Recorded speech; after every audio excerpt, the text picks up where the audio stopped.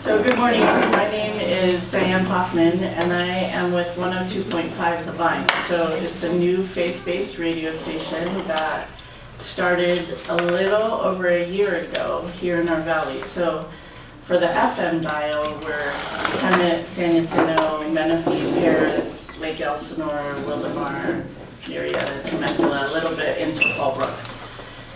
And absolutely God's hand in that. But I'll tell you a little bit about me and then we'll progress to that. So I have 3 children, all here local to Southern California. My oldest son is up in Lancaster and works at Northrop, has 3 children, married, wonderful family. I'm extremely proud of him. And then my daughter is a nurse. She just transferred to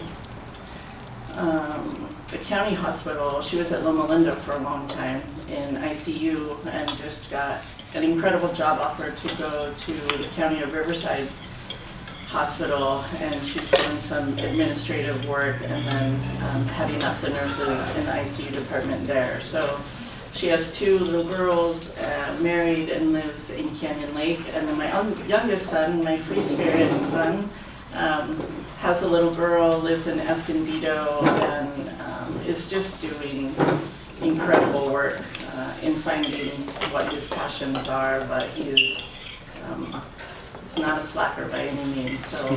So I have 6 grandchildren that I'm so thankful for, that I get to be a part of their life. So as our children grow, sometimes can be challenging as they gain their independence to maintain that relationship. And we see a lot of brokenness. So every day I am thankful of that, through all the trials of life, that we've continued to have and continue to have a great relationship, which lets me now bring a different,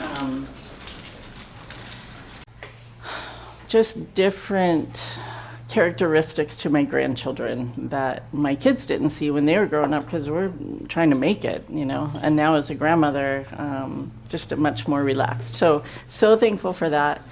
My career, I've been in bookkeeping ever since I was 14. My sister trained me on the 10 key, and I had the fastest hands because back then it was journal entries, right? You had ledgers, and we worked at a boat shop in Norwalk, and I had to add up all the sales and all the parts and all the different things. So I was so fast, you know.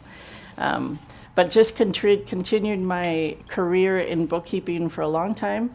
Was able to get into residential real estate and then commercial real estate, and that was almost a 20-year career.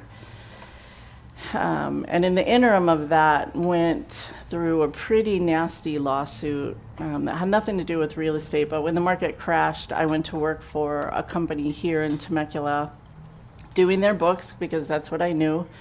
Kept my real estate license and was doing that very part-time because I had a hard time personally with, if we really think about how all of that transpired, I had a hard time walking into someone's home that I sold and helping them with a short sale or knowing that they were foreclosure, because in my little brain, that was a very calculated situation, and I just had a hard time with that. So I went to work doing what I knew in bookkeeping, and for those that don't know, I mean, it's a long time, and it was a 5-year ordeal, but I was charged with embezzlement for this company that I went to work for. And one absolutely broke my heart, but I really got to see what people are capable of. I can chalk it to being a non-believer, but regardless, you know, we all know people of faith sometimes in desperation do bad things. So through that, I lost my real estate license and my notary license. And then there was a woman here that I served on the board of directors for the board of real estate for a long time. And we worked together, and she wanted me to come to work for her. And it was in the middle of all this lawsuit, and I really had no idea what was going to happen. So I ended up telling her what was going on, because I didn't want her to see me as flaky, because I wouldn't give her a definitive answer of, yes, I'll go to work for you, or no, I won't. Well, she happened to be an attorney, and when I told her the whole story, she said, that's exactly why I got out of law, because they don't want the truth, and I couldn't deal with the things that were going on in the court system. So it was so many things as I look back, where there were so many points of reaffirming the world and God, and the differences. But he gave me just enough through all of that to keep going and to not lose hope. And that was just one more affirmation in this fight. So fast forward, I did commercial real estate. So when I went to work for this lady, because I didn't have my license, basically I was a marketer for her. So I would go out and find people that were looking for commercial real estate and then transition that to the people that had their licenses. But I quickly learned that we were not on the same work ethic, and I respect her with all my heart, but I was expecting people to finalize deals that didn't have the same drive as I did, that didn't have the same morals as I did, that didn't have the same character as I did. So, and because I was tied to that, it just really was getting messy. Like, people would be like, why are you not in this deal? And I wasn't broadcasting to the world that I didn't have my license. I would address the question absolutely when I was asked, but it just got convoluted. And then commercial real estate as a whole is not governed anything like residential real estate, and the shenanigans that go on are just mind-blowing to me, and they are getting away with it over and over and over. So for years I had been praying for something different. I wanted out so bad. And I can look back and absolutely see God's hand in all of this. And so one day I went to another Christian networking group called Christian Business Partners, and I was introduced to that by a really sweet friend of mine, and the radio station was appearing at Christian Business Partners right about the same time I was. And I had tried different things in this quest to find other work. I went to work for an employment agency thinking that God had given me this gift of connection, absolutely, that was undeniable. So I thought, well, maybe I could work that and match people up between employers and employees, and quickly found out that people lie. Pretty intensely. So there was an accountability. So I was kind of in that same situation, like, honor your word, but that wasn't the case. So then I'm in the middle of that, trying to decipher truth when I put, and it wasn't just employees, like employers would do the same thing. So, and then there was some crazy stuff going on in the office, and because I'd went through the lawsuit, I definitely had discernment that I didn't have before the lawsuit.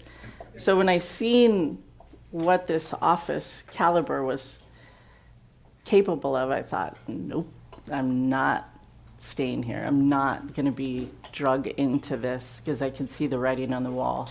So left there, and then just had my own doubts, like, what is it that you're supposed to be doing? And I didn't want to be that person. Every time I ran into somebody, so what are you doing? And it would be something different, like, where are you going, girl? Like, what's up with you? So I didn't want to be that person. So just continued on my knees praying, God, please put me where you want to be. So the radio station came along, and one day Doc, who moved out here from North or South Carolina, was given the message to start a Christian radio station right here in Temecula, said to me one day, hey, I'm looking for people to help me with the station if you happen to know of anybody looking. And I thought, wow, what does that mean? But the beautiful thing was, because I still had ties to commercial real estate, he needed help in designing a lease for the land where the tower was going to be placed for the radio station. So I helped him through all of that, and he pretty much called the shots because the landowner had no idea what value it was to put a tower on his piece of property. But I remember as I helped him construct that, with no interest in the radio station, not even seeing that that could be a line of work for me, I remember at the end of that thinking, this guy's straight up. You know, I helped him with the language and all of that, but he designed it. And I remember having just a very calming sense about everything that he did. This was honorable. So when he mentioned that he was looking for some help, I thought, and my reaction normally was like, I want in. But I didn't. I just paused, exactly what you said. I just paused and went home and prayed. And then when the timing was right and I called them my God downloads, I got the message, approach him. So I approached him and talked to him about it and said, I have no experience with radio at all. I said, so what does this mean? And graciously, he met with me for like 2 months and just shared the vision and shared his history and shared what they had been through and shared the mission of the radio station. And no, never did he come approach me like, are you going to make a decision? It was just such an easy conversation. So I knew through prayer that it was time. So I said to him one day, I want to explore this. And here's where the interesting thing was. So here I have this commercial background, this real estate experience for 20 years that I'm praying to get out of, and then comes the radio station, but I still want to hold on to the commercial, right? Because it's what I know. So I straddled that fence for 6 months, like, am I in, am I not? I was doing it, but then some commercial deals would come along, and then I do that, and so it brought me to my knees again. Like, you prayed for this, you were given this, and now you want to question this. Like, what are you doing? You know? So yeah, the closeness that I obtained through all of this, through my own weaknesses, was just beautiful to see God's grace in. He was just going to keep reminding me, you know? So December 1st, I thought, all right, it's time. You know, I need to make a decision. Either you want to stay where you're at because you're comfortable, even though you've prayed to get out of this, or you're going to decide to trust and move forward with this radio station. So I chose the radio station. So this was the beautiful thing, the very literally God's grace was in this. So my very first appointment, I shadowed Doc and felt comfortable enough to go out on my own, and fortunately was meeting with a Christian attorney that does primarily tax advocacy. So went to his office, and I'm nervous, and Doc said, just take your notebook and just take notes. So I went and met with them and prayed prior at the meeting with them, and I just thought, if nothing happens, this is such a blessing. Amen. So met with them, and they were interested in advertising on the radio station. So took my notes. And what you need to understand is in commercial real estate, like I couldn't talk what I knew. I couldn't talk about deals. I couldn't talk about rates. I couldn't talk about anything. I just had to hand off. So the binding and the chains that occurred from me holding on to what I knew, I didn't even realize until I went to that meeting with this attorney. Are you looking for somebody? No. Oh. So I went to this meeting and started out in prayer, took all of my notes, but my freedom of speech was there, which was so amazing to me. And it wasn't until that moment that I had realized all the stifling that went on. So had the meeting, they're like, we're in, got in my car, and it instantly started crying just for his grace and just for me to realize the importance of our words and being able to express that, you know, because I didn't for a long time. I was just doing the work. So went home, and I had Rotary that night, but when I was driving home, God told me, you're going to write this commercial. And I thought, well, wait, what? And then right in that moment, and I know that it's really seconds, I was just reminded that I was given, and I love writing. I love writing. And I thought, wow. In all of my prayer, never did I say, use my gifts. I was just praying for something. So it was so beautiful to see how he facilitated all of this in my gifts. So again, I'm crying.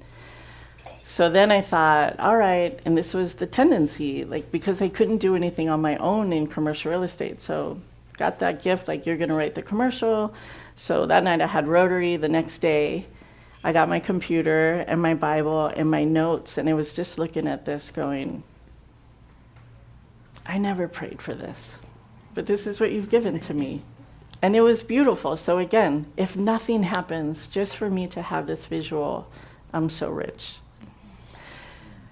So prayed prior to writing the commercial and wrote it so fast. And I just thought, wow. All right, God, you are so good. And then this was back to the mindset. I thought, okay, I'm going to send it to Doc for approval. And God was so quick to respond. No, Dianne, this is your client. You have freedom. Send it to the client. I was like, ugh, okay. But I answered. I said, okay. So before I sent it, I prayed. I sent it to them. And within 30 minutes, and I never disclosed to these people that I love to write. So within 30 minutes of sending it to them, the wife emailed me back. She said, we absolutely love this. You have a beautiful gift. We're in. And I thought, what? So they were my first client. I mean, how gracious he was in providing me somebody that was a believer, because even though we're a faith-based radio station, not everybody that does business is Christian or has a faith, but that's who my very first client was. So I was just so in awe of his mercy and knowing my weakness and how he set this all up. It was just absolutely beautiful. So from there, another person came into the radio station that had a very secular background, and I'm still in my infancy of not trusting myself, not thinking that I'm good enough, not thinking that I have the abilities because I don't have the knowledge, and finding myself like, should I have stayed in commercial real estate? It was so dumb. So, so this person who's a believer comes into the radio station, and I find out that he's going to be selling, and instantly I thought, I'm done. I got nothing. He's going to take over all the accounts. He knows everybody. Who am I? So I just went to prayer. I believe you put me here for a purpose, and I believe that you've equipped me with this. So help me with my weakness in all of this. And he did. So what was interesting is he came from a very secular background in radio, very secular radio. So he was so transactional, and I was so relational. So right in that, when I seen his struggle, my thankfulness to God was, even through all the hardship that I went through, I'm so thankful that you've kept me in communion with people. And that I know how important that is, because there was a time when my daughter said to me, how do you even get out of bed? How do you trust anybody by what happened? Because I lost everything. I had $70,000 in attorney fees gone before we even went to court. I had nothing. I gave up things, and I wasn't really that flamboyant of a person, but I had a motorhome, and I voluntarily turned the motorhome in for repossession. I had a truck. I gave that back because I wasn't able to make the payments, and I knew I had to equip for all of this. So I told her that that's one person in life or two people, that chose to be evil, but that's not the whole world. And I'm not going to let them ruin my whole life of fear by them. So a little bit of what we were talking about, through and I'm digressing back a little bit, when this lawsuit started, I knew that there was a portion of me that did wrong in that this company was doing things that I knew better. But in my mind, I was like, well, it's their company. I transformed into the way that they were doing business. And I knew that there were things that they were doing wrong. They had people there that were not legal. They were paying cash under the table. They did payroll, but they had, I came to find out, employees that were using fraudulent Social Security numbers. So we started getting letters from the state and the federal government. And then shortly after I started working there, they had a workman's comp audit, and they got fined huge. I mean, that was like a week after I started. I was scared because I'd left real estate through the bubble or through the hardship and thought I needed to hold on to this $20 an hour job. And I transformed myself into their way of doing business, so against everything that I knew. And the bottom line is I didn't protect myself in that. So there was part of me that wasn't surprised when the lawsuit happened because I had already seen their character. It just happened to turn on to me. So in that, I knew that I needed to believe in myself again because so much had been stripped away. And the reality was I knew there were things that I conformed with. I did not steal money from them, but I didn't protect myself, and I didn't do what was right. I should have walked out that door and said, I'm not doing business this way, but I didn't. So in that, a friend of mine, this is so random, it wasn't random. A friend of mine said to me when I was in her house going through all of this, I'm gonna hike Mount Whitney to celebrate 20 years from the day that I did it 20 years ago. And it was not me talking, but when she said that, I said, I wanna do it with you. And I literally looked around the room like, what? Who said that? Who's here? But it was me. But what came from all of that was I learned to believe in myself again. I learned the disciplines of hiking Mount Whitney, which is no small feat. I trained for 6 months, and I knew that God had given me that gift to believe in myself again. And the day was beautiful, and we summited, and I learned so much. And there was one point in that hike, because there was a lot of snow, and I ended up getting hurt, but still had to hike 7 miles after being hurt. But there was one point that we were crossing over this section that was like foot over foot, and you were ice axing up into snow, and every once in a while you'd axe up and it'd be hollow, and your thought was, oh God, please don't let there be an avalanche, because it was steep. It's like a 1,700 foot incline.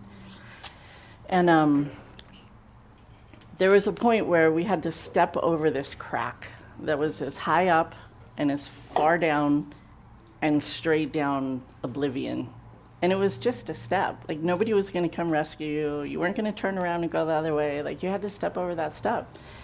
And that defining moment for me was exactly what I needed to fight this lawsuit for, it was 4 years after that. And I took the step. And the beauty of that was, when I got hurt, realizing that if I would have just summited and went home and life would have just went on, I know myself well enough, sadly, at that point, that I would not have seen all of God's grace and mercies in that hike. So I got hurt and was in bed for 3 weeks. Like, I couldn't leave my house. And in so much pain, I can't even describe how much pain I was in. And the whole time, as I'm laying flat on my stomach because I hurt my backside, I reflected on so many beautiful things of that hike, all the way down to little flowers that were in the middle of nowhere. And had I come home and not been hurt, sadly, I would have never seen those things. So where I thought that defining step on the mountain was it was really the 3 weeks that I was home, seeing all of God's mercies and grace and empowerment, and all the way down to the weather. It was a perfect day.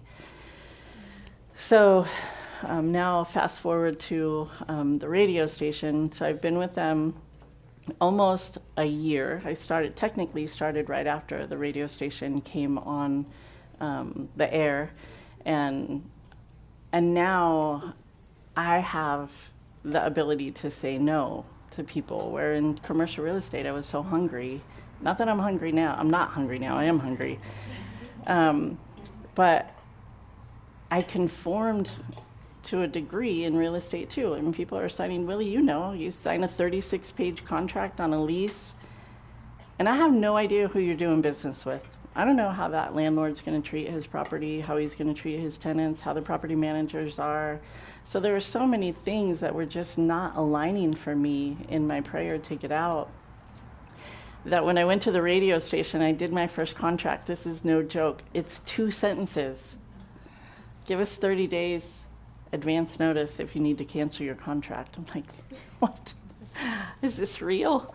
Going from, and it's for goodness. We don't want to hold anybody to a contract if they need to change the way that they're doing business. And we're not binding them so deep that they can't get out. But that's honor, So now I'm in a business where I'm honoring people.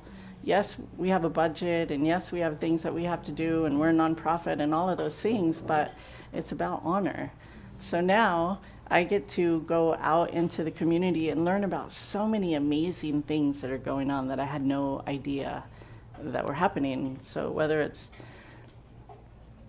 baseball things for kids that are underprivileged, to programs like Smart Moms that are helping moms that are single believe in themselves again. I mean, the realm is just amazing. So we just had our 1-year anniversary, and we had it at Centerpoint Church.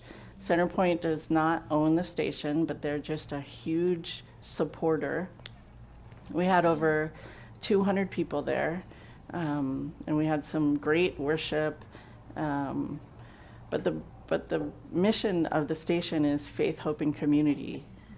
So I've got to watch that be, and I've got to deal with companies that, yes, we want them to get clients and we want their business to get a return, but that's not primary. They're buying into the radio station for community. So we're not pushing people to church. We're praying and letting them know that the radio station is a safe place if they've walked away from God for whatever reason, or they've walked away from the church for whatever reason, that we can give them a place to converse, and then listen to the music of encouragement, and then do little interviews with people that are in your community. So many times I've had people do an interview and then tell me, oh, my friend heard me on the radio, or this happened, or, so it's such a tight-knit situation. It's just been beautiful. So now I'm looking for businesses that may not be of faith, but offer our community good business. Are they honoring their clients? Are they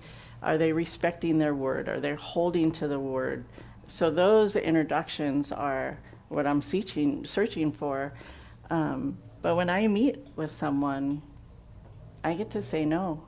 And I'm in such prayer before I go meet with those people as to if that's who we should be exposing to the community. So now when I have a conversation with a business, secularly, they want to know how many listeners you have, what's your demographics, all that stuff. And I get to say, I don't know. I don't. But I can say, so-and-so has advertised on the radio and they've had clients walk through their door.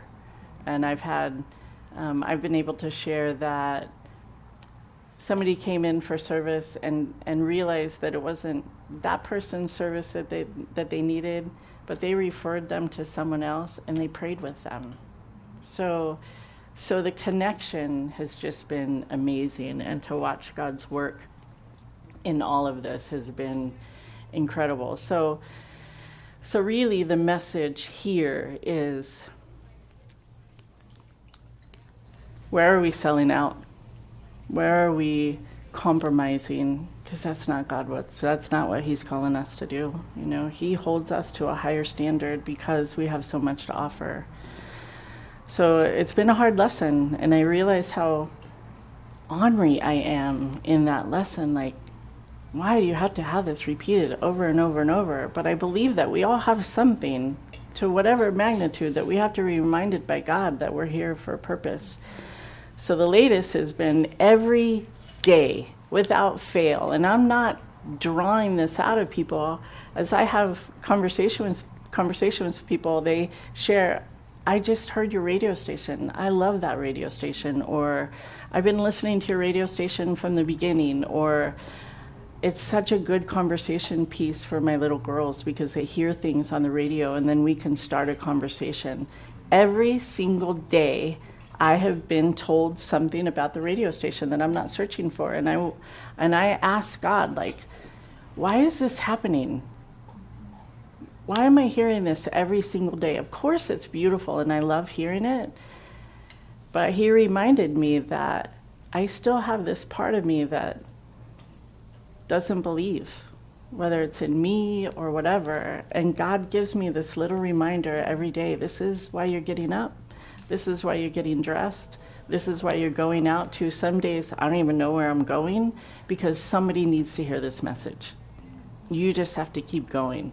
So as I talk to businesses, for me to have the conversation to switch their mindset of this is not about your return. This is about God's kingdom and pouring into God's kingdom. It is amazing.